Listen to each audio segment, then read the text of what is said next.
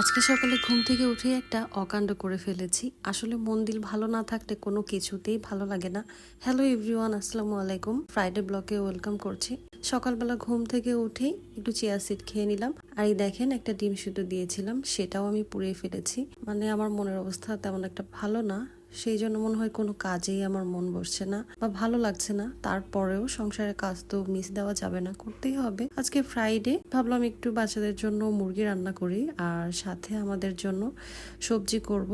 আর ডাল ছিল, তো সেই জন্য আর বেশি কিছু ঝামেলা করছি না। যদি কিছু দরকার পড়ে আবার রাতে হচ্ছে একটা কিছু রান্না করে ফেলবো। তো আমি এখানে পুঁই শাক ভাজি করে নিচ্ছি। আর এই পুঁই শাকটাতে বেশি করে কাঁচামরিচ, পেঁয়াজ, রসুন এগুলো দিয়ে একটু সবুজ সবুজ করে ভাজি করলে খেতে বেশ ভালো লাগে। তো আমি সবসময় পুঁই শাক ভাজি করলে একটু সবুজ সবুজ রাখার ট্রাই করি। যে কোনো সবজি বা শাক, এটা যদি আপনি সবুজ সবুজ রাখতে পারেন, এটার ভিতরে কিন্তু ভিটামিনটাও ভালোভাবে থাকে। আর এই যে আপনাদেরকে রান্না বান্নার ভিডিওটা দেখাচ্ছি, শুধু এই রান্নাই কিন্তু না, এর সাথে অনেক কাজও কিন্তু আমরা মেয়েরা করে ফেলি। আসলে সবগুলো ভিডিও তো আপনাদের সাথে শেয়ার করা সম্ভব না। একদিকে রান্না করছিলাম, আরেকদিকে সংসারে আরো কাজ করছিলাম। আর আজকে ফ্রাইডেতে থাকে আরো বেশি ঝামেলা, বাজার ঘাট আনা হয়, ওগুলো গুছাতে হয়।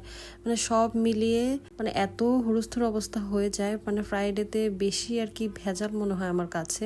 তো এই জন্য আমি ঝটপট হয়তো বা বিরিয়ানি, হয়তো বা মুরগি রান্না করি, যাতে রান্নাটাও তাড়াতাড়ি হয়, অন্য দিক দিয়ে কাজগুলো আমি শেষ করে ফেলতে পারি। তো আমি খুব সিম্পল ভাবেই আজকে রান্না করছি। আর এই তো আজকে বলেছিলাম না যে মন ভালো নেই, রান্না করতে যেয়ে আলু আমি একসাথেই দিয়ে দিয়েছি। তো ব্যাপার না, আলুটা আর কি চিকেন কষিয়ে তারপরে দিতাম, তো এখানে একবারেই দিয়ে দিয়েছি। একবার ভেবেছিলাম যে আজকে বিরিয়ানি রান্না করব, তবে যেই গরম পড়েছে, এই গরমে রিচ ফুডগুলো যত হচ্ছে স্কিপ করা যায় সেটাই ভালো বাচ্চাদের জন্য। তো বাচ্চারা তো আর বোঝে না, ওরা তো শুধু পোলাও বিরিয়ানি এগুলোই খেতে চায়। কিন্তু আজকে আর আমি ওইভাবে করিনি, একদম সিম্পল ভাবে করেছি। আর ওইখানে বাচ্চার জন্য, মানে ছোট বাবুর জন্য আলাদা করে চিকেন করেছি, সাথে আজকে কিছু আলুও দিয়েছি। দেখি আজকে একটু ওকে এইভাবে খাওয়াতে পারি কিনা।